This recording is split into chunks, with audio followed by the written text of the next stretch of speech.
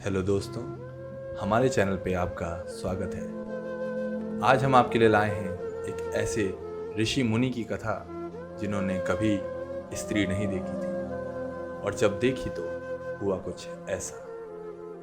दरअसल आज हम आपको ऋषि ऋष्यशृंग की कथा बताने जा रहे हैं, जिनके बारे में कहा जाता है कि उन्होंने बचपन से लेकर युवावस्था तक कोई स्त्री नहीं देखी थी और जब देखी तो वो घटना सनातन धर्म के ऐतिहासिक पन्नों पर दर्ज हो गई। तो चलिए जानते हैं ऋषि शृंग के बारे में। पौराणिक मान्यताओं के अनुसार ऋषि शृंग महाज्ञानी और तपस्वी ऋषि कश्यप के पौत्र और विभांडक ऋषि के पुत्र थे। ऋषि शृंग का जन्म ऋषि विभांडक और उर्वशी नाम के अप्सरा के संसर्ग से हुआ था।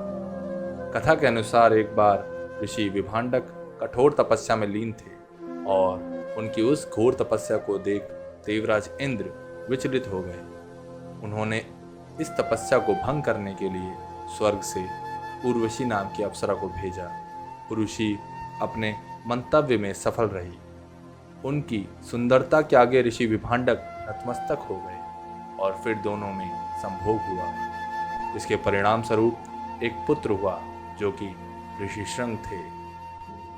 लेकिन ऋषि शृंग के जन्म के बाद ही उर्वशी उन्हें छोड़ स्वर्ग चली गई और उर्वशी के इस छलावे से ऋषि विभांडक इतने क्रोधित हुए कि उन्होंने प्रण ले लिया कि वे अपने पुत्र ऋषि शृंग पर किसी भी स्त्री की छाया पड़ने नहीं देंगे। इसके चलते ऋषि शृंग ने अपने बचपन से लेकर युवावस्था तक किसी स्त्री को देखा ही नहीं। वहीं उधर ऋषि विभांडक भी उर्वशी के छलावे से क्रोधित होकर तपस्या करने चले गए और उनके वर्षों के तप के चलते आसपास के राज्यों में अकाल पड़ गया। ऐसे में जब इसका पता उस नगर के राजा रोमपाद को चला तो उन्होंने अपने मंत्रियों ऋषि मुनियों को बुलाकर इस पर विमर्श किया।